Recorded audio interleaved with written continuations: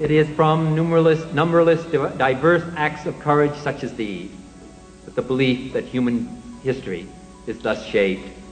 Each time a man stands up for an ideal, or acts to improve the lot of others, or strikes out against injustice, he sends forth a tiny ripple of hope, and crossing each other from a million different centers of energy and daring, those ripples build a current which can sweep down the mightiest walls of oppression and resistance.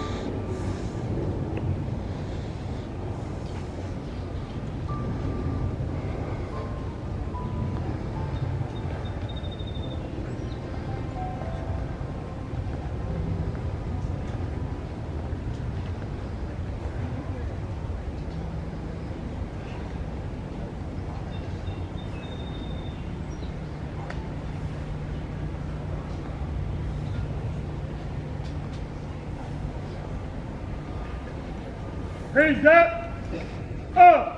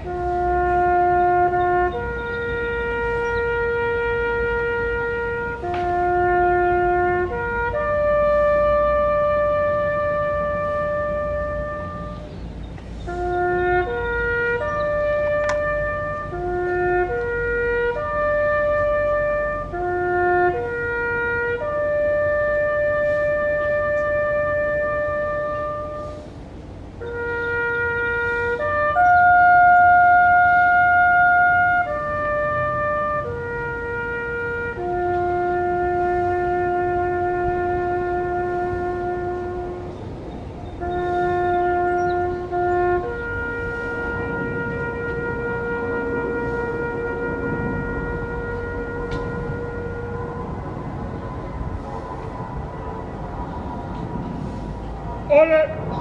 Up!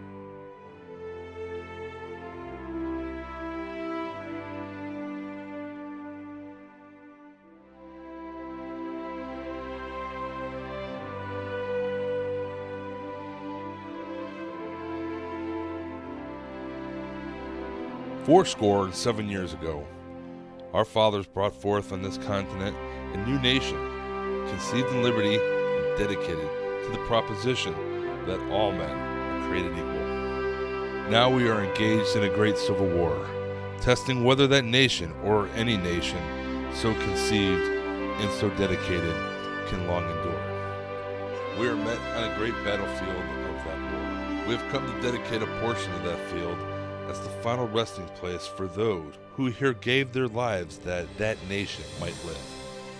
It is altogether fitting and proper that we should do this. But in a larger sense, we cannot dedicate, we cannot consecrate, we cannot hallow this ground. The brave men, living and dead, who struggled here have consecrated it, far above our poor power to add or detract. The world may little note, nor long remember what we say here, but it can never forget what they did here. It is for us, the living rather, to be dedicated here to the unfinished work which they who fought here have thus so nobly advanced. It is rather for us to be here dedicated to the great task that remains before us. That from these honored dead we take an increased devotion to that cause for which they gave the last full measure of devotion. That we here highly resolve that these dead shall not have died in vain, that this nation, under God, shall have a new birth of freedom, and that government of the people, by the people, and for the people, shall not perish from the earth.